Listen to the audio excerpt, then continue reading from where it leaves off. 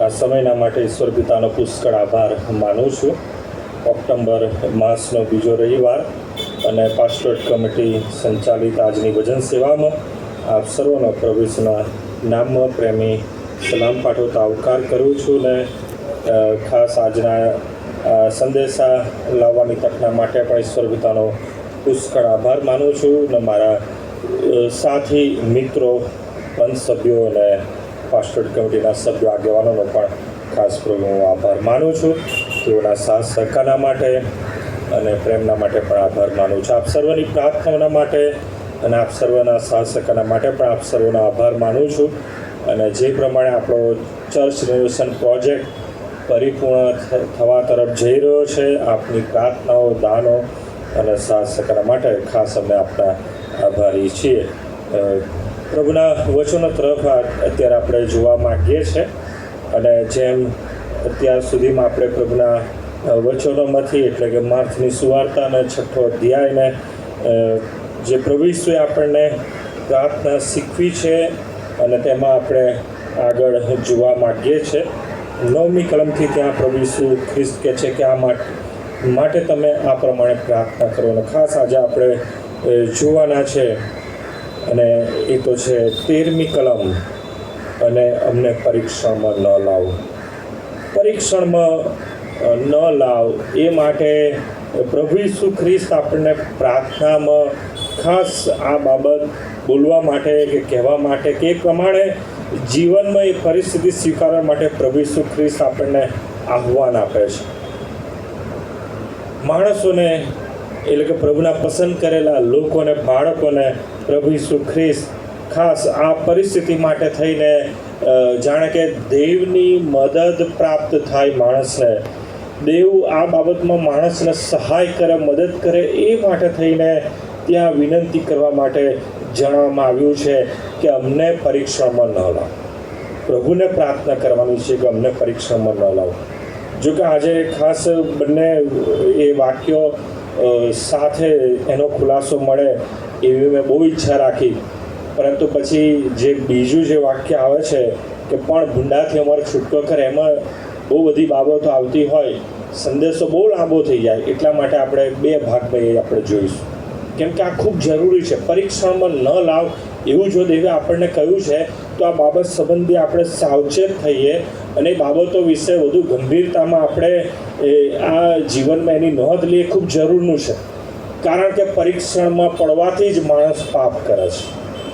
જો પાપનો કોઈ એમ કહેવાય કે મુખ્ય કેન્દ્ર બિંદુ કે સ્ત્રોત હોય તો એ છે માણસના જીવનમાં આવતા પરીક્ષણ. અને માટે પરીક્ષણ કોના દ્વારા છે, પરીક્ષણ શા માટે આવે છે, પરીક્ષણમાં શું થાય છે, એ પરિસ્થિતિ, માણસના જીવનની પરિસ્થિતિ સંબંધી આપણે સમજીએ, વિચારીએ, સ્વીકારીએ, ખૂબ જરૂરનું છે.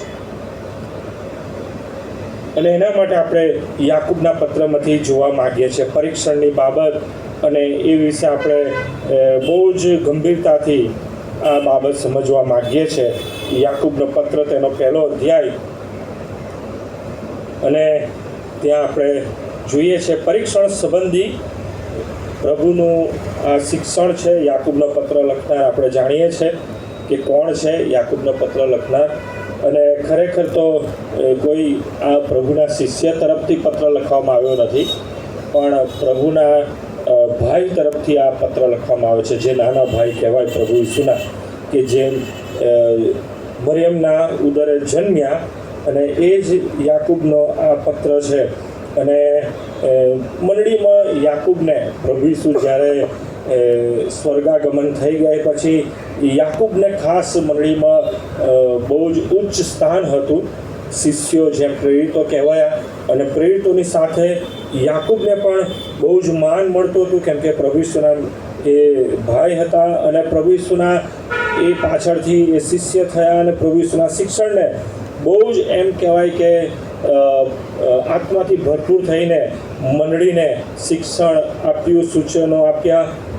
અને એ બાબતો યાકૂબ એના પત્રમાં આ પ્રમાણે જણાવે છે કે પરીક્ષણ શું છે.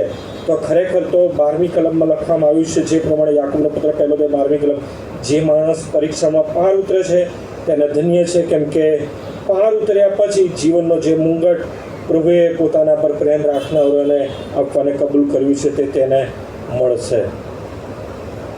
બહુ જ ગંભીર બાબત છે. પરીક્ષણ દરેકના જીવનમાં આવે છે. પરીક્ષણ દરરોજ આવે છે અને પરીક્ષણના કારણે થઈને માણસ પાપ કરે છે. જો પરીક્ષણ આવે છે અને પાપ નથી કરતો અને પાર ઉતરે છે તો તેને ધન્ય છે, કેમ કે પ્રભુનું વચન કહે છે કે પરીક્ષણમાં જે પાર ઉતરે છે, પાપ કરતો નથી, અને એ માણસને પ્રભુ એ જીવનનો મુંગટ આપશે. એ પ્રોમિસ આપવામાં આવેલું છે. અને યાકૂબ પણ એ જ બાબત કહે છે, જો તમે જીવનમાં પરીક્ષણો આવે છે અને પરીક્ષણોમાંથી તમે પાર ઉતરો છો, એટલે કે હેમખેમ પાર ઉતરો છો, તમે પાપ કરતા નથી, તો તમને ધન્ય છે. પણ પરીક્ષણ કેવી રીતના આવે છે એ જાણવું ખૂબ જરૂરી છે.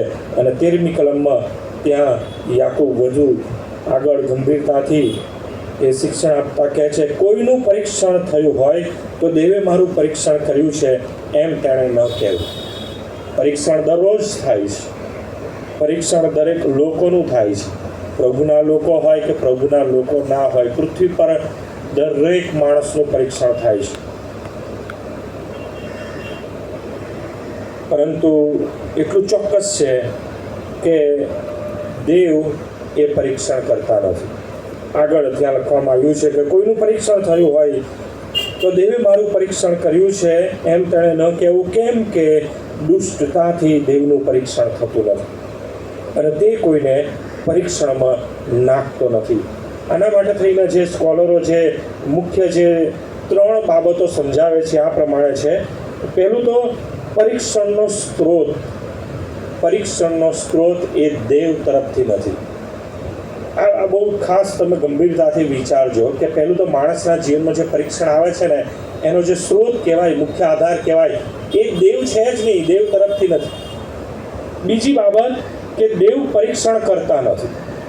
આ દેવના એમ કહેવાય કે એમાં આવતું જ નથી, કેમ કે દેવ ઈચ્છતા જ નથી કે માણસનું પરીક્ષણ થાય. એ દેવ પરીક્ષણ કરતા જ નથી. ત્રીજી મુખ્ય બાબત કે પરીક્ષણ દેવ દ્વારા નથી.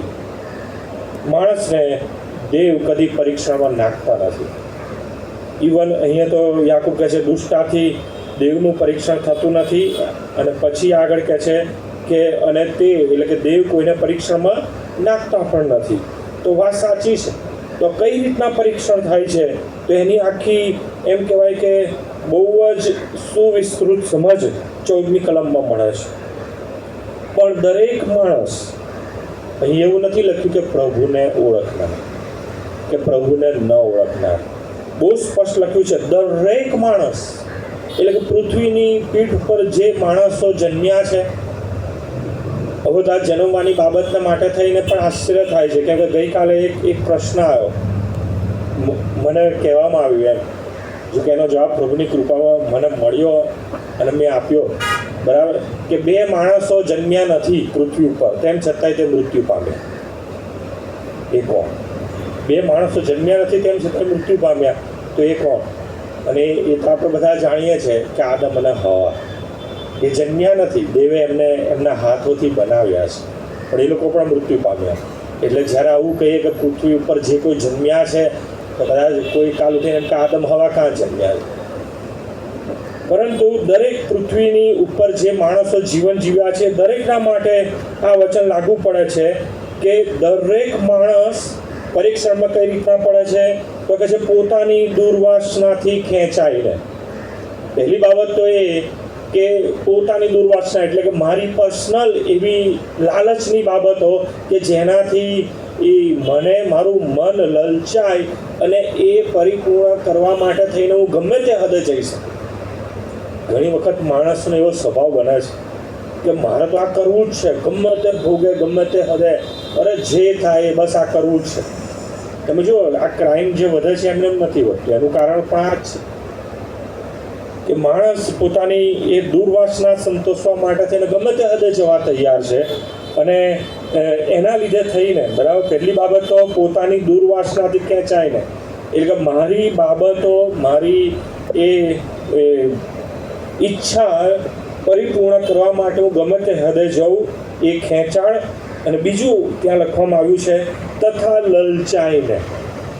લાલચ પણ બહુ જ મોટો ભાગ ભજવે છે કે જે બાબતની મને ઈચ્છા હોય અને એ બાબતની કોઈ લાલચ આપવામાં આવે કે બહુ ઇઝીલી એ ઈચ્છા પરિપૂર્ણ થતી હોય એવી કોઈ લાલચની બાબત કે જેનાથી માણસ પરીક્ષણમાં પડે છે. તમે જો પરીક્ષણની બાબત વિશે હું જો ગંભીરતાથી કહું તો જે પરીક્ષણ જો દેવનું થઈ શકતું હોય, પ્રભુ ઈસુ ખ્રિસ્તનું પરીક્ષણ જો થઈ શકતું, કેમ કે પ્રભુ ઈસુ ખ્રિસ્ત સંપૂર્ણ માનવ બનીને આવ્યા હતા અને એટલા માટે દરેક માણસનું પરીક્ષણ થાય જ. અને એ પરીક્ષણ કરનાર કોણ છે? આપણે બધા જાણીએ છીએ કે શૈતાન એ દરેક માણસનું પરીક્ષણ કરે છે. અને જો આ બાબત ક્યાંથી આવી, જો આ જાણીએ તો આપણે જાણીએ છીએ કે આદમ હવાનું પણ પરીક્ષણ થયું. અને એટલા માટે બાઇબલ એવું કહે છે કે આદમનું પણ પરીક્ષણ થયું, પણ એણે પાપ કર્યું, પણ પ્રભુ ઈસુ ખ્રિસ્ત કે જે પરીક્ષણમાં પાર ઉતરેલો, કે જેણે પાપ કર્યું નહીં, અને એના માટે થઈને પ્રભુ ઈસુ ખ્રિસ્ત કે જેમણે પરીક્ષણમાં પડ્યા છતાં પાપ કર્યું નહીં અને એ પવિત્ર, નિર્દોષ, નિષ્કલંક રહ્યા અને વધારતો પોતાનું બલિદાન આપ્યું ને, એ માટે થઈને એ બલિદાન દ્વારા આપણને આપણા પાપોની માફી મળી છે.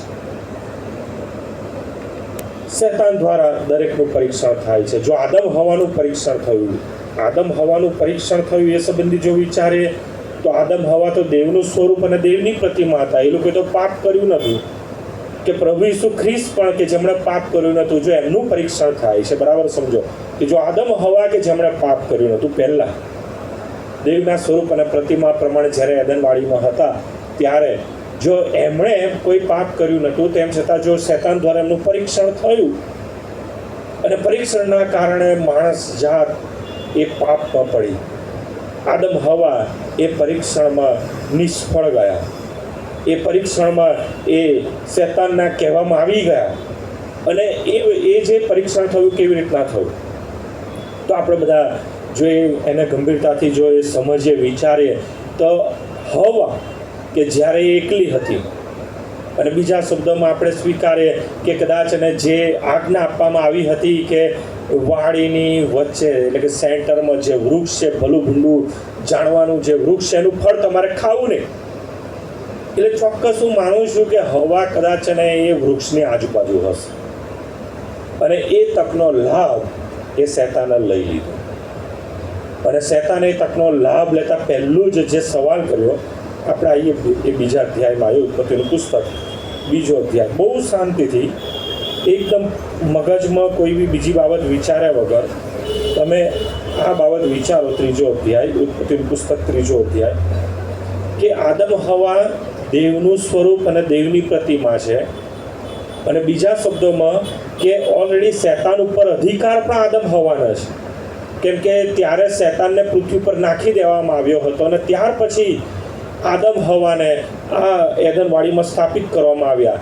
અને જે આશીર્વાદ આપવામાં આવ્યો આદમ હવાને કે તમે સફળતા વધો અને પૃથ્વીની દરેક બાબતો પર તમે કંટ્રોલ કરો, તેના પર તમે અમલ ચલાવો, એ આશીર્વાદ હતો દેવનો.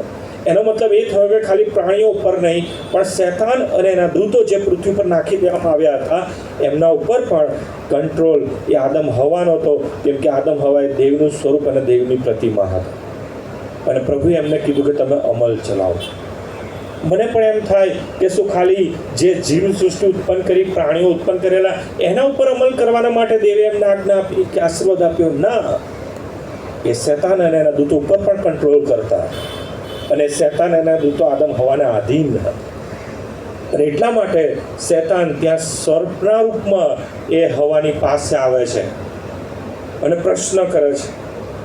શું પ્રશ્ન કરે છે? પહેલો જ પ્રશ્ન તમે જુઓ ત્રીજા અધ્યાયમાં, કે જે શૈતાન સર્પના રૂપમાં હવાને કરે છે, અને એ તો છે આ પ્રમાણે, પહેલી કલમ, હવે યહોવા દેવના બનાવેલા ખેતરના સર્વ જાનવરો કરતાં સર્વધૂર હતો, અને તેણે સ્ત્રીને કહ્યું, એટલે કે હવાને કહ્યું, શું દેવે તમને ખરેખર એવું કહ્યું છે કે વાડીના હરેક વૃક્ષનું ફળ તમારે ન ખાવું?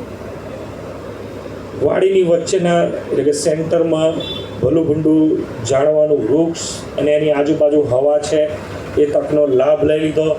શૈતાન સર્પના રૂપમાં આવ્યો, એટલે કે સાપ બનીને આવ્યો અને હવાને કહ્યું, પ્રશ્ન કર્યો કે યહોવા દેવે શું તમને વાડીના દરેક વૃક્ષના ફળ ખાવાની ના પાડી છે? સ્વાભાવિક છે કે શેતાનને એટલે કે સર્પના રૂપમાં રહેલા શેતાનને ખબર હતી કે આનો જવાબ મને મળશે. અને જવાબ શું આવે? સ્ત્રીએ સર્પને કહ્યું, વાડીના વૃક્ષના ફળ ખાવાની અમને રજા છે, પણ દેવે કહ્યું છે કે વાડીના વચ્ચેના વૃક્ષના ફળને તમારે ખાવું કે અડકવું નહીં, રખેને તમે મરો.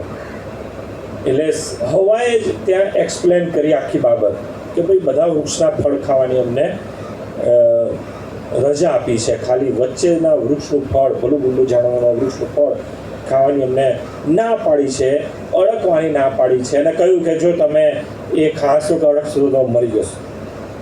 અને ચોક્કસ હું માનું છું કે શેતાન પછી એ ઝાડ ઉપર ચડ્યો હશે, કેમ કે ઘણી વખત આપણે ફોટામાં એવું જ જોઈએ છે કે શેતાન એ ફળવાળા ઝાડ ઉપર, હવે ખબર નહીં એ ફળ કયું હતું. જો કે એક જણે તો મને એનોય પ્રશ્ન કર્યો હતો કે સાહેબ એ ફળ કયું? તમે જવાબ આપો તો ખરા. શું હવે જ્યાં ફળનું કહેવામાં જ નથી આવ્યું, તો હું અત્યારે એમ કોઈ એપલનું ઝાડ હતું તો કોઈ ના પાડશે? કેમ કે ખબર જ નથી. એટલે મેં એવું જ કર્યું. પછી મેં કીધું યાર એ એપલનું જ ઝાડ હતું. કેમ કે ખરેખર એપલનું ઝાડ તમે જુઓ ને, જે લોકો કાશ્મીરમાં કે શિમલા મનાલીની ટૂરમાં ગયા હશે એ લોકો જોયું હશે કે જે લાલ લાલ એપલ એ ઝાડ ઉપર લાગીને ઝાડ જે સુંદર દેખાય, ખરેખર તમારું આમ મન લલચાઈ જાય.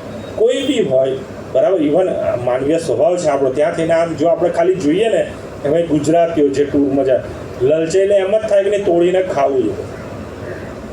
હવે જો અત્યારે આ પરિસ્થિતિ છે તો હવાની પરિસ્થિતિ આપણે સમજી શકીએ છીએ કે શેતાન એ સરસ ઝાડ ઉપર ચડ્યો હશે ને લપેટાયો હશે ને ફળની આજુબાજુ એ ફર્યો હશે અને કહ્યું જુઓ મને કશું નહીં થયું, હું તો અળ્યો ખરો. અને કદાચ સર્પે ખાધું હોય, હું તો કહું છું, એટલે ખાઈ નાખ્યું, મને કશું ના થયું. હે અને પછી શું કીધું હોય? પછી શેતાનનું વાક્ય 4 કલમમાં શું કહે છે? અને સર્પે સ્ત્રીને કહ્યું કે તમે નહીં મરશો. મેં પ્રેક્ટિકલી કરી બતાડ્યું છે. હું ઝાડ ઉપર ચડ્યો, ફળને અડક્યો, તોડી લીધું, કશું નથી થયું, ને ખાઈ બી લીધું, મને કશું નથી થયું. એનો મતલબ જે ભમાવાની વાત છે ને શેતાનની, એ બહુ ભયંકર હતી. હવાને ભમાવી તો તમે ભમાવાને લઈને, એટલે કે પેલું અત્યારના શબ્દ પ્રયોગમાં આપણે કહીએ બ્રેન વોશ કરવું, બરાબર, તમારું બ્રેન વોશ એવી રીતના કરી નાખે કે તમે એ કર્યા વગર રહી જ ના શકો. એ પ્રમાણે તમે ખાલી એ હવાનો, એ સમયનો એ શેતાન એટલે કે સર્પની સાથેનો વાર્તાલાપ કે દ્રશ્ય તમે કલ્પના કરો એ કેટલું જબરજસ્ત હશે કે હવાનું બ્રેન વોશ થઈ ગયું. અને શેતાને એ ઝાડ ઉપર ચડીને ફળ નડકીને કે તોડીને અને ખાઈને બી એક્સપ્લેન કરી બતાવ્યું કે કશી નથી થયું. એનો મતલબ એ ભવાની બાબતમાં સીધો આક્ષેપ એ હતો, તમે નહીં મરો. એ શબ્દ પ્રયોગ પાછળ કે દેવ તમને જુઠ્ઠું કહી રહ્યા છે, તમે નહીં મરશો. આગળ એના માટે થઈને શું થયું? તમે નહીં મરશો. 5મી કલમ. વધારે પડતું શેતાન એ ભમામાં ઉમેરે છે, એક્સપ્લેન કરે છે. કેમ કે દેવ જાણે છે કે તમે ખાશો તે દિવસે તમારી આંખો ઉઘડી જશે ને તમે દેવના જેવા ભલું ભૂંડું જાણનારા થશો. જે ભમાવાની બાબતમાં એટલું જબરજસ્ત શેતાન લાવ્યો કે મેં ખાધું, મને કશું થયું નહોતું, પણ જો તમે ખાઓ, કેમ કે હું તો પ્રાણી છું એટલે મને તો કશું થયું, પણ જો તમે ખાઓ, કેમ કે તમે દેવનું સ્વરૂપ અને દેવની પ્રતિમા જો તમે ખાશો ને તો ડાયરેક્ટ એઝ ઇટ ઇઝ દેવ જેવા તમે થઈ જશો. કેમ કે તમે જુઓ કેવો શબ્દ પ્રયોગ કર્યો, કેમ કે દેવ જાણે છે. એનો મતલબ કે તમે નથી જાણતા. શું નથી જાણતા? કે તમે દેવ જેવા થઈ શકો છો. તમે જો લ્યુસિફરને નીચે ફેંકી દેવાનું કારણ આ જ હતું કે એણે એ અભિમાનમાં એમ વિચાર્યું કે હું દેવ જેવો થઉં, દેવના એ રાજ્યાસન પર હું બેસું. આ બાબતને લઈને ઘણા ખ્રિસ્તી વિશ્વાસીઓ, ઇવન પ્રભુના સેવકો પણ અફસોસ વ્યક્ત કરે છે કે આ ભલું ભૂંડું જાણનાર વૃક્ષનું ત્યાં દેવે વાડીની વચ્ચે એ રાખ્યું શું, બનાવ્યું શું? એ હોત જ નહીં તો પરીક્ષણ ના આવ્યું હોત કે ના હવા તોડીને ખાધું. શા માટે એવું થયું? કાં તો ઘણા એવું એ માને છે કે એ શેતાનને શા માટે થઈને એટલી બધી એ પાવરની કે ઓથોરિટી આપવામાં આવી કે માણસનું પણ પરીક્ષણ કરે. તમે જુઓ, આ થવું છે ને ખૂબ જરૂરી હતું. આ ક્યાંય તમને કદાચ સાંભળવા નહીં મળ્યું, કેમ કે બાઇબલમાં તે નથી લખ્યું. પણ જ્યારે તમે ખરેખર પ્રભુના એટલા નિકટના સંબંધમાં હો, પ્રભુ પાસે તમે માગો, પ્રભુ તમને આપે છે. આ જરૂરી હતું અને આ એટલા માટે થયું કે ઓલરેડી શેતાને જ્યારે એ સ્વર્ગની અંદર પાપ કર્યું, હેવનની અંદર એણે પાપ કર્યું, અભિમાનનું પાપ કર્યું, દેવ સમાન પોતાની જાતને સરખાવવાનું પાપ કર્યું, અને દેવે પરિણામ સ્વરૂપ એને સ્વર્ગની બહાર કાઢી મૂક્યો. અને સ્વર્ગની બહાર જ્યારે એને કાઢી મૂક્યો, ઘણા એના સાથી દૂતો એનો સાથ આપ્યો, અને દેવે એ શેતાનની સાથે, લુસિફરની સાથે એના દૂતોને પણ કાઢી મૂક્યા. અને એ આંકડો 1/3 આપવામાં આવ્યો છે. 1/3 બહુમતીથી સ્વર્ગની બહાર શેતાન અને એના દૂતોને કાઢી મૂકવામાં આવ્યા. અને ત્યાં હેવનની અંદર આકાશમાં લડાઈ જાગી. મિખાએલ એવો જબરજસ્ત એ લુસિફરના દૂતોની સાથે લડ્યો ને ફરીથી એમને સ્થાન, એટલે કે આકાશમાં એ સ્થાન એમને ના મળ્યું લુસિફરના દૂતોને. અને ત્યાં લખવામાં આવ્યું છે કે પછી એમને પૃથ્વી પર નાખી દેવામાં આવ્યા. અને એટલા માટે આદમ હવાની પહેલાં ઓલરેડી લુસિફર એના દૂતો પૃથ્વી ઉપર હતા. અને એવી પરિસ્થિતિમાં જ્યારે લુસિફરના દૂતો પૃથ્વી પર હતા તો દેવનું ક્રિએશન એ અસ્તવ્યસ્ત હતું. અને દેવ કદી પણ એનું ક્રિએશન અસ્તવ્યસ્ત કદી પણ કરતા નથી, કેમ કે દેવ વ્યવસ્થાના દેવ છે. બહુ સ્પષ્ટ પ્રભુનું વચન કહે છે કે ખ્રિસ્ત ઈસુમાં સગળું વ્યવસ્થિત થઈને રહે છે. એ ચાહે એ પૃથ્વી હોય કે પૃથ્વીની વાતાવરણની બાબત હોય કે એ આપણું સોલર સિસ્ટમ હોય કે આપણી ગેલેક્સી હોય કે યુનિવર્સ હોય, કોઈ બાબત અવ્યવસ્થિત નથી. બધું જ વ્યવસ્થિત છે. અને વ્યવસ્થિત રાખનાર એ દેવ છે. પ્રભુ ઈસુ ખ્રિસ્તમાં સગળું વ્યવસ્થિત થઈને રહે છે. પણ શેતાન એ અવ્યવસ્થા કરી રહ્યો હતો. લુસિફરે અવ્યવસ્થા ઊભી કરી. જો સ્વર્ગની અંદર, હેવનની અંદર એણે અવ્યવસ્થા ઊભી કરી, એને કાઢીને પૃથ્વી પર નાખી દેવામાં આવ્યો. પૃથ્વી ઉપર એણે અવ્યવસ્થા ઊભી કરી. અને શેતાનનું બીજું કામ કે હંમેશા દેવના કારણે ચેલેન્જ કરે છે. દેવનો જે મુખ્ય જે હેતુ કહેવાય, કેમ કે દેવ એ દેવ છે, supreme authority, supreme power, everything is possible, બધું જ એના માટે કહી શકાય. અને એ દેવ ઈચ્છે છે કે દરેક બાબતો દ્વારા દેવનો મહિમા થાય. એ ચાહે ક્રિએશન હોય, ઉત્પન્ન થયેલી બાબતો હોય, ગીતશાસ્ત્ર 148 તમે વાંચો, એ આકાશની બાબતો હોય, એ દૃશ્યમાન બાબતો હોય કે અદૃશ્ય બાબતો, દરેક દ્વારા દેવનો મહિમા થાય. એ દેવનો નિયમ છે અને દેવને એ પસંદ છે. એના માટે જ એ સગળું ઉત્પન્ન કર્યું. હેવનની અંદર પણ દૂતો અને જે બાબત ઉત્પન્ન કરવામાં આવી એ એના માટે જ હતી કે રાત દિવસ એ પ્રભુને મહિમા આપે. પોતાની સ્વતંત્ર ઈચ્છા શક્તિમાં, પોતાની સભાન અવસ્થામાં એ પ્રભુને મહિમા આપે અને પ્રભુનું ભજન કરે. અને એ જ બાબતની ઈચ્છા દેવની પણ હતી કે પૃથ્વી ઉપર પણ એમનું ભજન થાય, પૃથ્વી ઉપરથી એમનો મહિમા થાય. પણ લ્યુસિફર અને એના દૂતો એ દેવને ચેલેન્જ આપે છે કે પ્રભુ તમે સ્વર્ગમાં હાલેલુયા પ્રેઝ ધ લોર્ડ બોલાવી શકો છો, પૃથ્વી ઉપર તમે એ કરી શકતા નથી. પૃથ્વી એ અમારી છે. લ્યુસિફર અને એના દૂતો એ હંમેશા દેવને એ બાબત માટે ચેલેન્જ કરે છે કે પૃથ્વી ઉપર જો તમે તમારી ઓથોરિટી સ્થાપિત કરી શકો, કે તમારો મહિમા પ્રગટ કરી શકો, તો પછી તમે જીવતા દેવ કે ખરા દેવ કે સુપ્રીમ ઓથોરિટી વગેરે વગેરે. અને દેવ હંમેશા ચેલેન્જને એક્સેપ્ટ કરે છે. હંમેશા. તમે જો અયુબનું પુસ્તક વાંચો, બહુ સરળ ભાષામાં આપવામાં આવ્યું છે. ત્યાં શેતાન એ આખી દુનિયામાં આમ તેમ બધે ફરીને આવે છે અને પછી દેવની આગળ હાજર થાય છે. અને દેવ અયુબ સંબંધી કહે છે, અને અયુબ સંબંધી એ શેતાન દેવની આગળ દોષ મૂકે છે કે અયુબ એમને ભક્તિ કરતો નથી, તમે આમ કરો. પછી જુઓ, એ ચેલેન્જ કરે છે. પ્રકટીકરણમાં પણ લખવામાં આવ્યું છે કે એ દેવના એ પસંદ કરેલા લોકો પર રાત દિવસ દોષ મૂકે છે. પ્રકટીકરણ 12મો અધ્યાય તમે વાંચો, 9 ને 10 કલમ ઘરે જઈને વાંચજો. ત્યાં બહુ સ્પષ્ટ લખવામાં આવ્યું છે કે દેવના પસંદ કરેલા લોકો ઉપર શેતાન અને એના દૂતો રાત દિવસ ત્યાં દેવની આગળ દોષ મૂકે છે. એ હું પણ હોઈ શકું અને તમે પણ હોઈ શકો. ચોક્કસ તમારું નામ દઈને એ શેતાન એના દૂતો એ દેવ આગળ તમારા માટે થઈને દોષ મૂકે છે કે એમને રવિવારે નથી જતો, નથી જતી, એમને ભક્તિ નથી કરતો, નથી કરતી. વગેરે વગેરે, એમને એમ પ્રાર્થના નથી કરતો ને તું આમ કર પ્રભુ, જો એ ફલાણાના જીવનમાં આમ કર કે આમ કર તેમ કર. પછી જો અયુબનું ઉદાહરણ છે આપણી આગળ.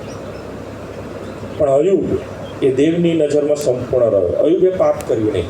પરીક્ષણમાં એ ઘણી બધી લાલચો કે લલચાવવાની બાબતો આવી, પણ અયુબ કદી પણ એ પરીક્ષણમાં એ પોતાની દુર્વાસનાથી કે લલચાઈને કદી એ પરીક્ષણમાં એ પાપ કરતો નથી. આ પરીક્ષણમાં પડ્યો ખરો, પણ એ પરીક્ષણમાં પાપ કરતો નથી.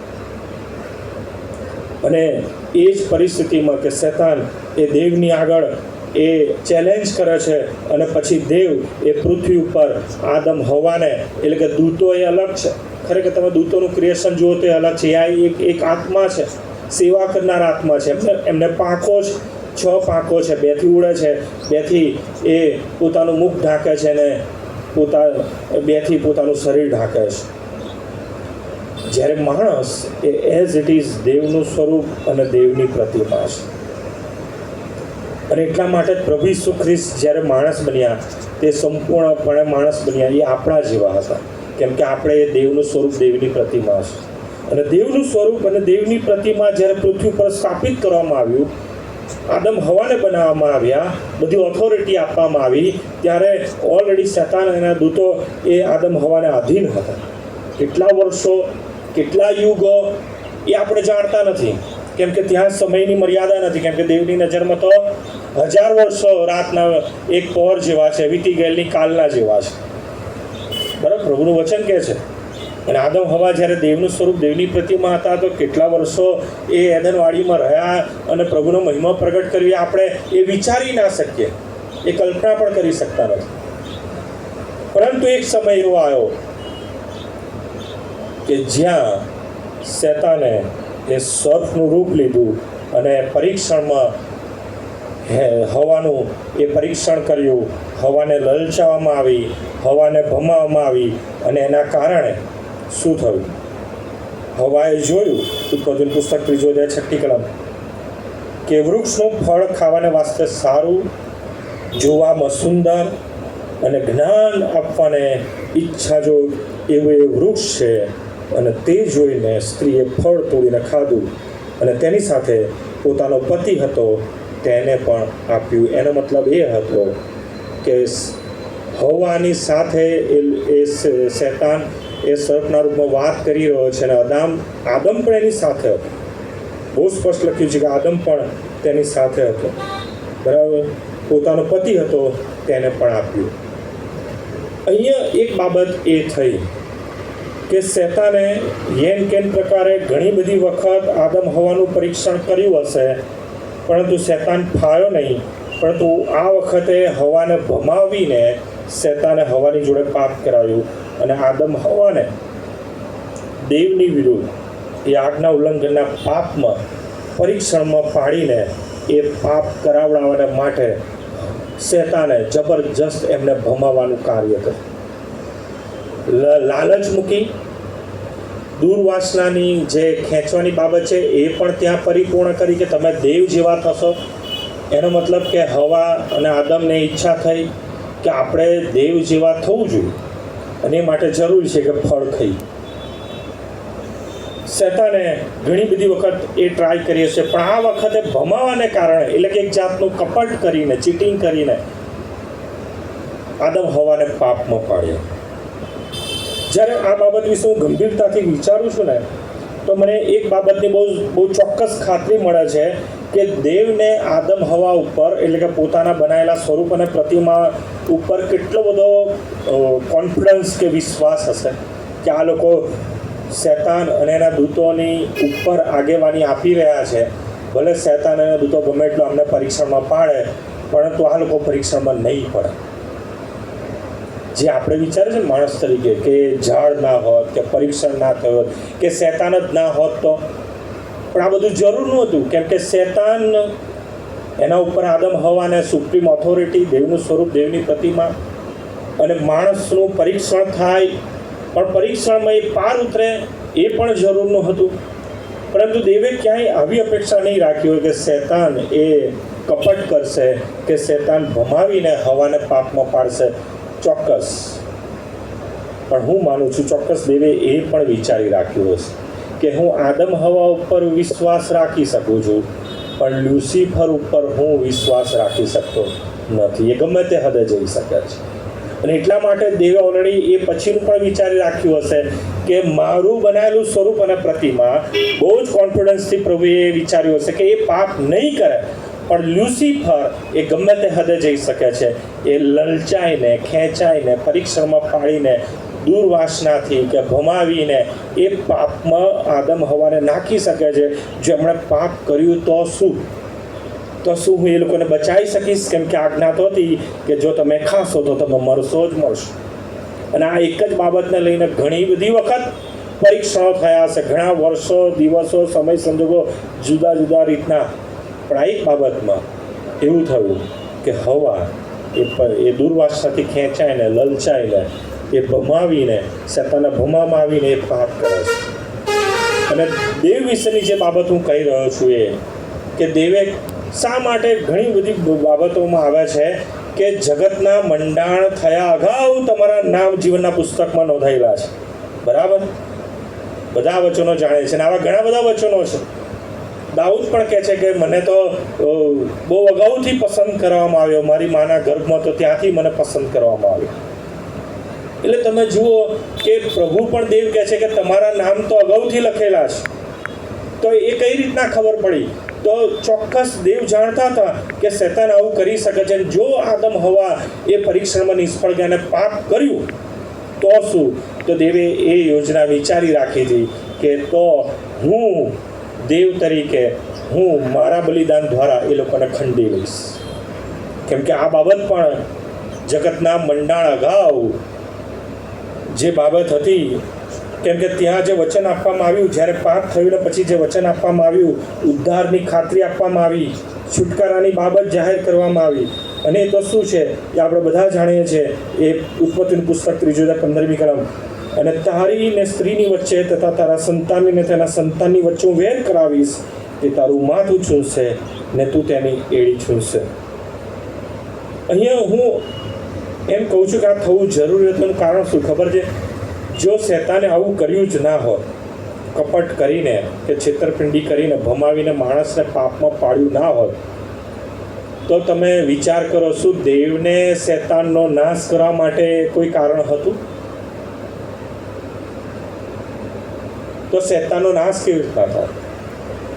કેમ કે દેવે એના બનાવેલા ઉત્પત્તિના કોઈ ગમે તે કાર્ય હોય એ બધું જ પોતાનામાંથી છે, પોતાના અર્થે છે, પોતાના મહિમાને માટે છે.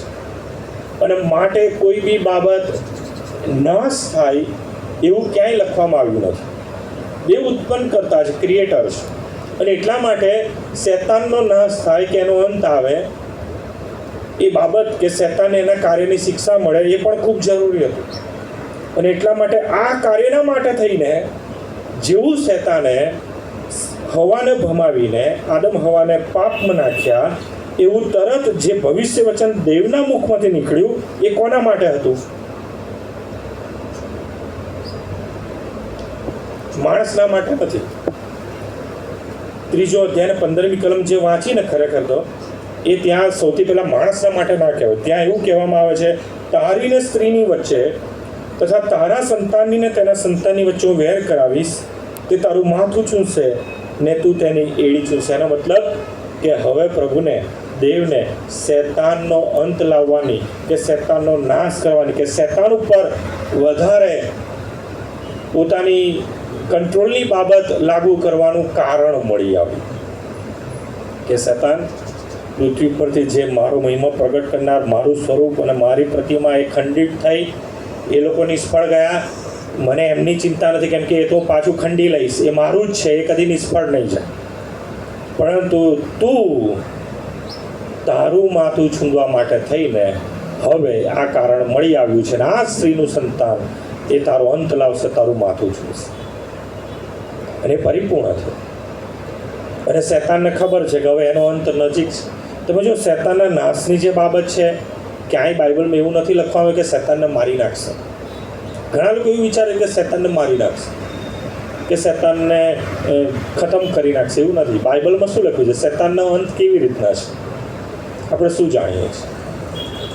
તો શૈતાન અને એના દૂતોના માટે હજુ એક અલાયદી વ્યવસ્થા છે દેવની.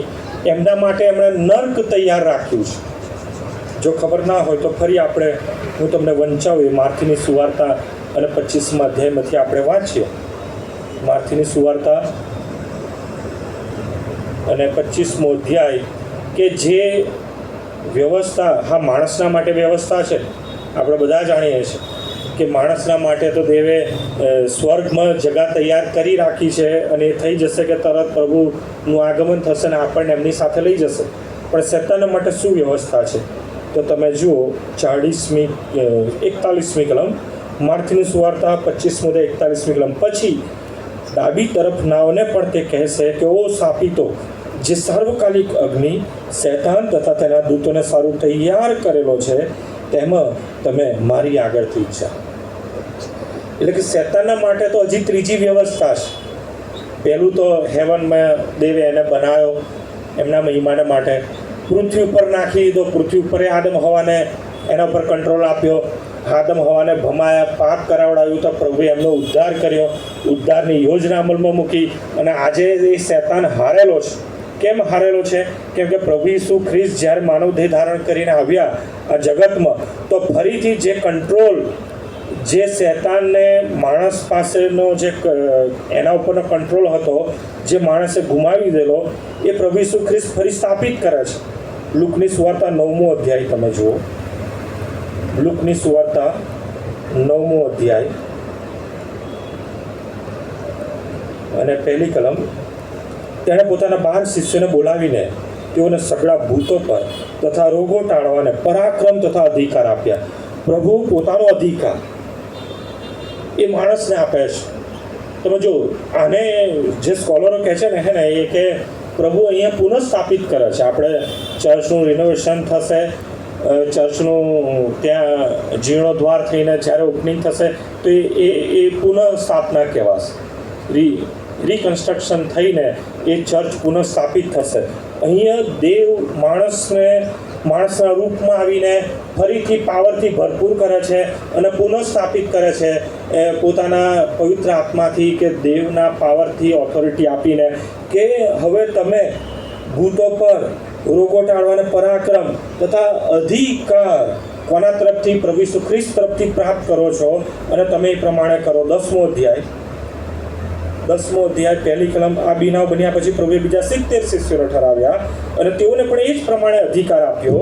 અને એ અધિકાર પ્રાપ્ત કરીને 70 શિષ્યો જ્યારે એ સેવા કાર્યમાં ગયા અને જે સફળતા પ્રાપ્ત કરી, અને એમણે આવીને પ્રભુ ઈસુને કહ્યું, 17મી કલમ, લુકની સુવાર્તા 10મો અધ્યાય 17મી કલમ.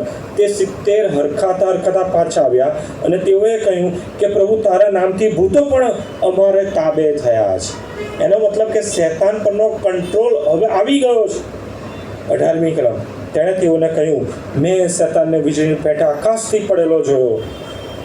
એનો મતલબ કે હવે શૈતાનને અયુબના પુસ્તકમાં જેમ લખેલું હાજરી પુરાવાની જરૂર નથી. હવે તો માણસ જ હાજરી પૂરશે શૈતાનની. અને એ પ્રમાણે પ્રભુ ઈસુનું કહેવું છે કે આકાશથી પડેલો જો. 19 જો મેં તમને સર્પો તથા વીંછો પર પગ મૂકવાનો તથા શું લખ્યું છે? શત્રુના બધા પરાક્રમ પર અધિકાર આપ્યો. શત્રુ મીન્સ શૈતાન. શૈતાનના બધા પરાક્રમ પર અધિકાર આપ્યો છે, અને તમને કશાની પણ ઈજા થશે નહીં. આ જે અધિકાર છે પ્રભુ ઈસુ ખ્રિસ્તમાં ફરીથી માણસને આપવામાં આવ્યો, ત્યાં ફરીથી પુનઃસ્થાપિત કરવામાં આવ્યો. કેમ કે અધિકાર એ આદમ હવાના પાપના કારણે માણસ પાસેથી જતો રહ્યો હતો, શૈતાન પરનો કંટ્રોલ. પણ શૈતાનને પ્રભુ ઈસુ ખ્રિસ્તમાં પ્રભુ ઈસુના એ શિષ્યોને ફરીથી અધિકાર આપીને શૈતાનને ફરીથી માણસને સ્વાધીન કરવામાં આવ્યો છે. અને આજે શૈતાન એ હારેલો છે. કોનાથી હારેલો છે? બાઇબલ કહે છે, મારી સાથે પેલું પ્રકટીકરણનું પુસ્તક 12મો અધ્યાય. પ્રકટીકરણનું પુસ્તક 12મો અધ્યાય. આ જાણવું ખૂબ જરૂરી છે કે ખરેખર શૈતાન કરતાં આપણને ઓથોરિટી આપનાર પ્રભુ ઈસુ ખ્રિસ્તનું સામર્થ્ય કેટલું જબરજસ્ત. ઘણી બધી વખત આપણા બાળકો કે જુવાનો કે મોટી ઉંમરના પણ શૈતાની બાબતોથી ડરે છે. પણ વાલા હોય, એ ડરવાની જરૂર નથી. ઉપરથી તો આપણે આપણાથી શૈતાન ડરવો જોઈએ. પણ એ ક્યારે થશે? કે જ્યારે આપણે આ બાબતો, આ સત્ય જાણીશું અને સ્વીકારીશું ને એ પ્રમાણે જીવન જીવીશું, તો 12મો અધ્યાય, પ્રકટીકરણ 12મો અધ્યાય અને 9મી કલમથી જુઓ વચન. તે મોટા અજગરને, કોણ છે મોટો અજગર? બહાર નાખી દેવામાં આવ્યો. એટલે તે જૂનો સર્પ એટલે એદનવાડીમાં પણ હતો, એટલે જે દુષ્ટ આત્મા તથા શૈતાન કહેવાય છે. એનું કામ શું છે? આખા જગતને ભમાવે છે. તેને પૃથ્વી પર નાખી દેવામાં આવ્યો અને તેની સાથે તેના દૂતોને પણ નાખી દેવામાં આવ્યા. ત્યારે આકાશમાં મેં મોટી વાણી બોલતી સાંભળી કે હવે તારણ, પરાક્રમ, અમારા દેવનું રાજ્ય તથા ખ્રિસ્તનો અધિકાર આવ્યા છે. ખ્રિસ્તનો અધિકાર. પ્રભુ ઈસુ ખ્રિસ્ત માનવ દેહ ધારણ કરીને આ જગતમાં આવ્યા અને માણસના રૂપમાં ફરીથી માણસને એ અધિકારમાં સ્થાપિત કરે છે કે શૈતાન પર તમારો અધિકાર છે, તમે શૈતાન ઉપર રાજ કરો, તમે અમલ ચલાવો શૈતાન ઉપર. અને શું થયું? કેમ કે અમારા ભાઈઓ પર દોષ મૂકનાર, જે અમારા દેવની આગળ રાત દાડો તેઓના પર દોષ મૂકે છે, તેને નીચે ફેંકવામાં આવ્યો છે. તેઓએ એટલે કે ભાઈઓ પર જે દોષ મૂકે છે એ લોકોની વાત છે. તેઓએ હલવાનના રથથી તથા પોતાની સાક્ષીના વચનથી તેને એટલે કે શૈતાનને જીત્યો છે અને છેક મરતા સુધી કોઈએ પોતાના જીવને વાલો ગણ્યો નથી. વાલો શૈતાન હારેલો છે, ઈસુ ખ્રિસ્તથી હારેલો છે અને ઈસુ ખ્રિસ્તના પસંદ કરેલા લોકોથી હારેલો છે. એની તાકાત નથી કે પ્રભુના પસંદ કરેલા લોકની સામે આવે કે માથું ઊંચું કરે. પરંતુ એના માટે ખૂબ જરૂરી છે કે પહેલાં દેવના ન્યાયપણાને અને એના રાજ્યને શોધો, એના ભાગીદાર બનો. એ ખૂબ જરૂરી છે. અને એટલા માટે પ્રભુએ પ્રાર્થનામાં શીખ્યું કે તમે પ્રાર્થનામાં આ બાબત માગો કે અમને પરીક્ષણમાં ન પડવા દે, અમને પરીક્ષણમાં ન લાવો. કેમ કે દેવની પાસે જ્યારે આપણે જઈએ છીએ અને શૈતાનની સામા થઈએ છીએ તો પિત્તર કહે છે શૈતાન તમારી પાસેથી નાસી જશે. પણ એ પહેલાં શું કરો? તમે દેવની પાસે આવો, દેવને આધીન થાઓ અને દેવને પોતાના તારનાર તરીકે સ્વીકારો. બાકી પરીક્ષણ તો જો આદમ હવાનું થયું, પરીક્ષણ જો પ્રભુ ઈસુનું થયું, પ્રભુ ઈસુનું પરીક્ષણ કેવી રીતના થયું જલ્દીથી આપણે જોઈએ. માર્કની સુવાર્તા 4થો અધ્યાય. તમે જો એ જ પ્રકારે શૈતાનની પાસે કોઈ નવી આઈડિયા નથી, બરાબર? બહુ જ જાહેરમાં હું આ કહી રહ્યો છું કે શૈતાનની પાસે કોઈ નવી યુક્તિ નથી. એકનો એક જ એ પ્રયોગ કરી રાખે છે. પ્રભુ ઈસુને કઈ રીતના પરીક્ષણ કર્યું તો તમે જો 4થો અધ્યાય 1લી કલમ, માર્કની સુવાર્તા 4થો અધ્યાય 1લી કલમ. ત્યાર પછી ઈસુનું પરીક્ષણ શૈતાનથી થાય એ માટે આત્મા તેને રાનમાં લઈ ગયો અને 40 રાત દાડા સુધી ઉપવાસ કર્યા. પછી તેને ભૂખ લાગી. પ્રભુ ઈસુ ખ્રિસ્ત માણસ હતા, પ્રભુ ઈસુને સખત ભૂખ લાગી છે. શૈતાન જાણી ગયો કે પ્રભુ ઈસુ ભૂખ્યા છે. શું કર્યું? પહેલું 3જી કલમ. અને પરીક્ષણ કરનાર તેની પાસે આવીને કહ્યું કે જો તું દેવનો દીકરો છે તો આ પથ્થરોને કહે કે તેઓ રોટલી થઈ જાય. અને રોટલી તું ખા, કેમ કે તું ભૂખ્યો છે. આ રાનમાં અરણ્યમાં પથ્થરો સિવાય કશું નથી. જે ઇઝરાયલ ગયા છે ને જશે એમને ખબર પડશે કે ત્યાં કેટલું ઉજ્જડ ને વેરાન છે. પથ્થરો સિવાય કશું હતું જ નહીં. તો હવે ખોરાક એક ઝાડ સુદ્ધા ત્યાં નથી. તો હવે કરવું શું? અને પરીક્ષણ કરનાર એટલા માટે કે આ પથ્થર છે ને એને કે રોટલી થઈ જાય. તો દેવનો દીકરો છે, તું કરી શકે છે. પ્રભુ ઈસુનું પરીક્ષણ કર્યું. પરીક્ષણ કરનારે શું કર્યું? શું જરૂરિયાત છે? સખત ભૂખ લાગી છે. પરીક્ષણનો એક જ નિયમ છે, તમને શું કરશે? દુર્વાસનાથી ખેંચશે, તમારી દુર્વાસના જગાડશે. અને દુર્વાસનાથી પાપ કરવા માટે એ પરીક્ષણમાં તમારું ખેંચાણ થશે. પ્રભુ ઈસુની સેમ એ સ્ટાઇલથી થયું. ભૂખ લાગી છે, સખત અસહ્ય ભૂખ છે. તો ભાઈ એકદમ ઇઝી શું છે? તો તમે દેવના દીકરા છો, ખાલી પથ્થરને કહો રોટલી થઈ જાય અને તમે ખાઓ, પોતાની ભૂખ સંતોષો. પણ આમ કરવાથી શું થાય? આમ કરવાથી ત્યાં શૈતાન પછી ફરી પાછો જેમ આદમ હવા ઉપર ચડી બેઠે એમ ફરી પાછો ચડી બેઠે. શું કરે? મારા કયાથી તમે એ કર્યું એટલે હવે તમે મારા દાસ છો, પાપના દાસ છો, પાપના ગુલામ છો. પણ પ્રભુ ઈસુએ એવું કર્યું નહીં. એક વખત પરીક્ષણ થયું, 2 વખત થયું, 3જી વખત બધું બતાડ્યું કે અત્યારે જ આપી દો બધું જ, બરાબર? 3જું પરીક્ષણ માટે જુઓ તમે 8મી કલમ. ફરીથી શૈતાન તેને ઘણા ઊંચા પહાડ પર લઈ જાય છે ને જગતના સગળા રાજ્ય તથા તેઓનો મહિમા દેખાડે છે અને તેને કહે છે કે જો તું પગે પડીને મારું ભજન કરે તો આ સગડા હું તને આપીશ, આ બધું હું તને આપી દઈશ. તમે જુઓ, એક રીતના શેતાન એવું કહેવા માંગે છે કે આ જગત અને જગતનું સર્વસ્વ એ મારું છે. તો વાત સાચી છે, કેમ કે દેવનું સ્વરૂપ, દેવનું પ્રતિમા ઓલરેડી માણસના આધીનતામાં એ બધું હતું, પરંતુ માણસે પાપ કર્યું અને પાપ કર્યાથી શેતાન પછી એ બોસ બની બેઠો બધાની ઉપર. બધું મારું છે અને આ હું તને આપીશ. શું કર? પગે પડીને મારું ભજન કર. પણ પ્રભુ ઈસુ ખ્રિસ્ત દેવના વચનથી એ જવાબ આપે છે અને 3 પરીક્ષામાં પાર ઉતરે છે. આદમ હવા પાપ પરીક્ષણમાં પાર ના ઉતરી શક્યા, એ લોકો પાપમાં પડ્યા. અને એટલા માટે હું કહું છું કે રોજ પરીક્ષણ થાય છે, રોજ એવી બાબતો અને રોજ એવી ભમાવાની બાબતો તમારા મનમાં લાવીને શેતાન તમને પાપ કરાવે છે. કોઈ જાણતું નથી, કોઈ જોતું નથી. તું કરી નાખ, તું લઈ લે, કે આમ કર, કે ફલાણું કર, તારી દુર્વાસના સંતોષી લે. ખેંચાઈને, લલચાઈને, પરીક્ષણમાં પાડીને માણસને શેતાન પાપ કરવા માટે થઈને બહુ જ ત્યાં એને ઉત્તેજન આપે છે. અને આ રોજનું છે વાલા. આજે એક દિવસ ચર્ચમાં નહીં જાય તો કંઈ વાંધો નથી, તું ઘરે પ્રભુનો આભાર માની લે, ભજન કરી લે.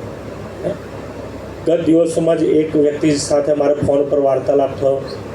મને કહે, સાહેબ ચર્ચ જ કાં છે? મેં કીધું કાં છે એટલે? આપણે બેસીએ જ રોજ દર રવિવારે ચર્ચ બેસે જ. સાહેબ ચર્ચ છે જ નહીં. કે તમે બેસો છો એ ચર્ચ કહેવાય જ નહીં, ચર્ચ છે જ નહીં. મને બહુ દુઃખ થયું ખરેખર કે બિલ્ડિંગને મંડળી માની લેવી, ચર્ચ માની લેવું કેટલી મોટી ગેરસમજવાળો. પ્રભુને ઓળખનાર, પ્રભુ પર વિશ્વાસ રાખનાર અને એવો ટેમ્પો રાખનાર, પણ કે અમે પરીક્ષામાં પાર ઉતરીને અમે પાપ નથી કર્યું, એવા લોકો આટલી સહેલી બાબત સમજતા નથી કે ચર્ચ શું છે. ખરેખર મને એમ થયું કે આ વિષય પછી ચર્ચ ઉપર જ મારે સંદેશો આપવાનો કે ખરેખર મંડળી શું છે, ચર્ચ શું છે. એ કોઈ બિલ્ડિંગ નથી. પ્રભુના લોકને મંડળી તરીકે ઉલ્લેખવામાં આવ્યો છે. દેવની કન્યા છીએ આપણે, દેવનું ચર્ચ છે, દેવની મંડળી છે. કોણ? માણસો છે, કોઈ જગ્યા નથી. અને જગ્યાને નામ આપી દેવામાં આવે છે કે પ્રભુની મંડળી અને ચર્ચ. એવી ગેરસમજ હોય, શેતાન તમારા મન બ્રેન વોશ કરી રહ્યો હોય તો વાલાઓ ચેતજો. ચર્ચ શું છે? તો બહુ સ્પષ્ટ લખવામાં આવ્યું છે કે મારા નામથી 2 વ્યક્તિ મળશે અને એમની મધ્ય હું હાજર છું. એ જ મંડળી છે. અને પ્રભુ કોને લેવા આવવાનો છે? બિલ્ડિંગને લઈ જશે? કોને લઈ જશે? બેવલાનું ચર્ચ તે ઉપર સ્થાપિત થશે. આ મોડલ મૂક્યું છે ભાઈ, આ ગઈ મંડળી, એવું થશે? એટલે વાલાઓ, શેતાનને તમારું બ્રેન વોશ ના કરવાનું. એ ગમે તે રૂપમાં આવી શકે છે. એ હવાની પાસે સર્પના રૂપમાં ગયો, તમારી પાસે ગમે તે રૂપમાં આવી શકે છે. ખરેખર હું પ્રભુનો આભાર માનું છું કે મોટા ભાગે એ શેતાનના રૂપોને હું ઓળખી શકું છું. એક વખત એવો ચાન્સ હતો કે 50 પેટીની ઓફર આવી હતી કે સાહેબ 50 પેટી છે, તમને મળે છે, લઈ લો. એની પહેલાં બી એક ઓફર આવી હતી, 1 ખોખાની ઓફર આવી હતી. ખાલી સિગ્નેચર કરવાની હતી અને એનો મળી જાય ને 1 ખોખાની ઓફર. હું ભમાવામાં ના આવ્યો વાળા શેતાનમાં, પણ બીજા લોકો આવી ગયા છે. અને જે એમ કહેવાય કે ચર્ચની પ્રોપર્ટી કહેવાય કે પીટીઆર પર નોંધાયેલી મિલકત કહેવાય, એ બીજા લોકોના હાથમાં જતી રહી છે. કેટલી દુઃખની બાબત. શા માટે આપણે એવું કરીએ? શા માટે આપણે શેતાનના ભમાવામાં આવીએ? એ દુર્વાસનાથી ખેંચાઈને, લલચાઈને, પરીક્ષામાં પડીને આપણે પાપ કરીએ? કેમ કે પાપનું પરિણામ બહુ ભયંકર છે. એ યાકૂબ આગળ કહે છે, પાપ ગત ધરીને શું ઉપજાવે છે? મોત ઉપજાવે છે, ખતમ કરી નાખે છે માણસને. એ ના કેવળ શારીરિકતા ખતમ કરે છે, એ આત્મિક જીવનને પણ ખતમ કરી નાખે છે. અને એના માટે બહુ સ્પષ્ટ લખવામાં આવ્યું છે, એ 25મા અધ્યાયનો માર્કની સુવાર્તામાં જ લખવામાં આવ્યું છે કે એ ડાબી તરફ નાઓને દેવ કહે છે, કેવો સાપી દો તમે મારી પાસેથી જાઓ, અને જ્યાં શેતાન અને એના દૂતોના માટે જે જગા તૈયાર કરવામાં આવેલી છે ત્યાં તમે જાઓ. ત્યાં નાખી દેશે, ત્યાં સદા સર્વકાળ રડવું અને દાંત પીસવું છે. એ એન્ડ નથી. શેતાનનો નાશ નથી. શેતાને ત્યાં રાત દિવસ એ અગ્નિમાં કે જે બી સ્થળ છે, ખરેખર તો એનું જે એક્સપ્લેનેશન છે ને બહુ ડિટેલથી બાઇબલમાં આપવામાં આવ્યું નથી. ખાલી એટલું જ કહેવામાં આવ્યું કે બીજું મરણ છે. હા, હાડેસ એ ટેમ્પરરી નર્ક છે. એ જેવું આપણું આ માનવીય જીવન ખતમ થઈ ગયું, પ્રભુના આધીન નહીં જીવ્યા તો હાડેસમાં પીડા ભોગવીશું. અને જો સારું જીવ્યા તો ત્યાં બીજી તરફ ઇબ્રાહિમની ગોદ છે, એમાં દિલાસો પ્રાપ્ત કરીશું, ઊંઘી જઈશું. પરંતુ ત્યાર પછી બધાનો ન્યાય થાય એ જરૂરનું છે. બધાએ ન્યાય શાસન આગળ તો આવવાનું જ છે. એ હાડેસમાંથી જેવો છે એ લોકોને ત્યાં લાવવામાં આવશે, એ લોકોને ન્યાય કરવામાં આવશે. અને ત્યારે માર્કની સુવાર્તા 25મા અધ્યાય પ્રમાણે પ્રભુ કહેશે કે તમે મારી પાસેથી જાઓ, જ્યાં શેતાનના દૂતો છે, જે સાર્વકાલિક અગ્નિ છે, એમાં તમે જાઓ. અને એના માટે પ્રેક્ટિકલમાં એટલું જ કહેવામાં આવ્યું છે કે એ બીજું મરણ છે. એ બીજું મરણ છે, પછી કોઈ તક નથી. અને એટલા માટે જો દેવ કહે છે કે તમે પ્રાર્થનામાં માગો કે અમને પરીક્ષામાં પડવા ન દે, તેનો મતલબ એ થયો કે પ્રભુની પાસે અધિકાર છે, એ આપણને પરીક્ષામાં પડતા રોકી શકે છે. કેમ કે શેતાન પરીક્ષણ કરતા પહેલા, જેમ અયુબના માટે થઈને અયુબને પરીક્ષણમાં નાખે પહેલા એ પ્રભુ ઈસુની પાસે જાય છે અને દોષ મૂકે છે. દેવની આગળ અયુબની ઉપર દોષ મૂકે છે કે એમને એમ તારી ભક્તિ કરતો નથી, એમને એમ તારું નામ લેતો નથી. એ પ્રમાણે ત્યાં આપણે જોઈ શકીએ છીએ કે દેવની આગળ જ્યારે આપણી ઉપર દોષ મૂકવામાં આવે અને એનો લાભ લઈને શેતાન એક જાતની એક ઓથોરિટી સમાન એવી બાબત એ મેળવી લે છે આપણા ઉપર કે આપણું પરીક્ષણ કરવાની સંમતિ. પરંતુ જો આપણે પ્રાર્થનામાં માગીએ કે પ્રભુ અમને પરીક્ષામાં પડવા ન દે, તો પ્રભુ આપણને બચાવે છે. એ પ્રભુનો પાવર છે. હવે આ જે પાવર છે, આ જે સુપ્રીમ ઓથોરિટી દેવની છે, એ બહુ અવલૌકિક છે. એ કેવળ દેવ પરનો પ્રેમ આપણને બચાવી શકે છે. પ્રભુના એ વચનની આધીનતા આપણને બચાવી શકે છે. પ્રભુ પરનો વિશ્વાસ આપણને બચાવી શકે છે. કે ત્યાં દેવ એ પરીક્ષણમાં પણ, એટલે કે શેતાનના માણસના જીવનમાં આવનાર પરીક્ષણ ઉપર પણ એ ઓથોરિટી ધરાવે છે.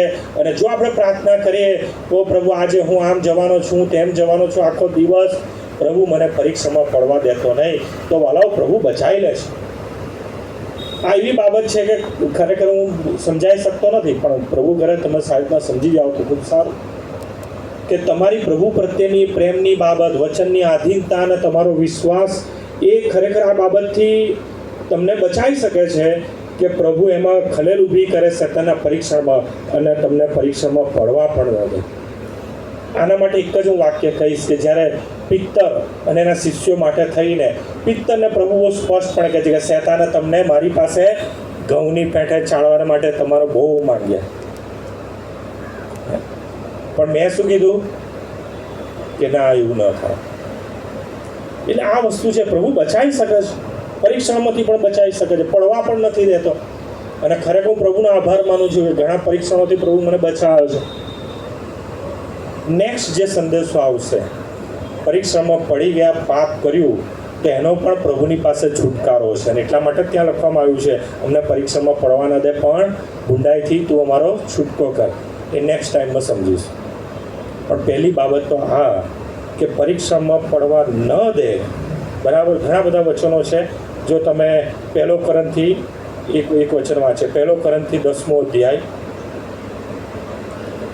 અને જે મેં કહ્યું એના માટે થઈને કે પ્રભુની પાસે ઓથોરિટી છે, પ્રભુ એ કરી શકે છે. અને એટલા માટે જ ચોક્કસ પ્રભુ કહે છે કે તમે આ પ્રમાણે પ્રાર્થના કરો, દેવને પ્રાર્થના કરો, આજીજી વિનંતી કાલાવાલા કરો, કેમ કે દેવની પાસે ઓથોરિટી છે.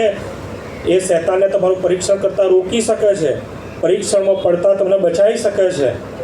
1 કોરિન્થી 10મો અધ્યાય અને 13મી કલમ, સભાજનોમાંથી જેને મળે વાંચો મોટા વાંચે ઝડપથી. 1 કોરિન્થી 10મો અધ્યાય અને 13મી કલમ.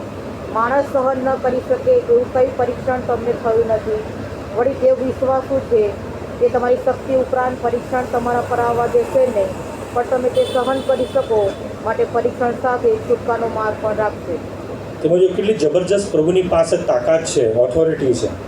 પહેલી બાબત તો કોઈ માણસ સહન ન કરી શકે એવું કંઈ પરીક્ષણ તમને થયું નથી. બહુ સ્પષ્ટ છે કે તમારી સહન શક્તિ ઉપરાંત તમારી પર પરીક્ષણ તો આવશે જ નહીં. ચાહે તમે પ્રભુને ઓળખો ના ઓળખો, એ કોઈ બી હોય શકે, XYZ. માણસ સહન કરી શકે એટલું જ પરીક્ષણ એ શૈતાન માણસનું કરી શકે છે.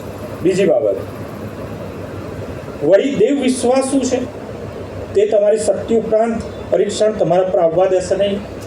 હા, પ્રભુ તમારી પાસે જ્યારે એ એક ઓથોરિટી આપે છે શૈતાનને કે તમે સહન કરી શકો એટલું જ તમારું પરીક્ષણ કરી શકે. અયુબનું ઉદાહરણ જેમ કે, બરાબર, પહેલી બાબતમાં કીધું કે ભાઈ તારે એને જીવને નુકસાન પહોંચાડવું, તું કર, હા, પણ એને કશું હાનિ થવી જોઈએ. બીજી બાબતમાં એને શરીરને અડવાની બાબત કીધી, પણ એનો જીવ લેવાની ઓથોરિટી આપવામાં આવી નહીં. અને આ જ બાબત છે કે આપણે, એટલે કે દરેક માણસની સહનશક્તિ અલગ અલગ હોઈ શકે છે. તમારી શક્તિ ઉપરાંત પરીક્ષણ તમારા પર આવવા દેશે નહીં. એનો મતલબ પ્રભુ તમારી ને મારી તાકાત જાણે છે કે આ કેટલું સહન કરશે. એટલું જ પરીક્ષણ શૈતાન તરફથી આવે છે. પણ તેમ છતાંય જો આપણે એ શૈતાનના ભમાવામાં આવીને દુર્વાસનાથી ખેંચાઈને લલચાઈને પાપ કરી બેઠા તો આપણે કોને દોષ આપીએ? તો આપણે દેવને દોષ આપી શકતા નથી. કેમ કે દેવ એ પ્રકારે પરીક્ષા આવવા જ દેતા નથી કે આપણે એટલી હદે પાપમાં પડી જઈએ. એટલે પ્રભુ આપણા માટે માર્ગ તો રાખે છે, પણ એ સમજવો હોય. એટલે જ હું કહું છું કે પ્રભુ પ્રત્યેનો પ્રેમ, વચનોની આધીનતા અને તમારો પ્રભુ પરનો વિશ્વાસ તમને આ બાબતોથી બચાવી શકે છે, બીજું કોઈ જ નહીં. અને આગળ શું કહે છે? તમે તે સહન કરી શકો માટે પરીક્ષણ સાથે છૂટકાનો માર્ગ પણ રાખશે. એનો મતલબ એ તો દરેક પરીક્ષણની સાથે પ્રભુનો આત્મા તમને એ પરીક્ષણથી બચવાને માટે, એ પરીક્ષણથી તમને બચાવવાને માટે ક્યાંક કોઈક પ્રકારનો હિન્ટ આપે છે. અને એટલા માટે જ્યારે પરીક્ષામાં આપણે પડીએ છીએ અને પાપ કરીએ છીએ તે અજાણતા કરતા નથી. કે નેક્સ્ટ સંદેશ સામે એની સમજ શક્તિ, એનો ખુલાસો મળશે. બહુ જબરજસ્ત છે બાબત. કોઈ માણસ અજાણતા પાપ કરતો નથી. પાપ બધા જાણી જોઈને જ કરે છે. કેમ કે પરીક્ષણ આવે છે.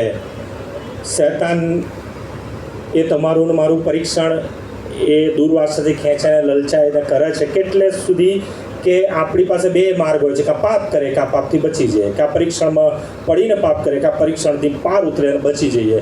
આ બંને બાબતો પ્રભુ આપણી આગળ મૂકે છે.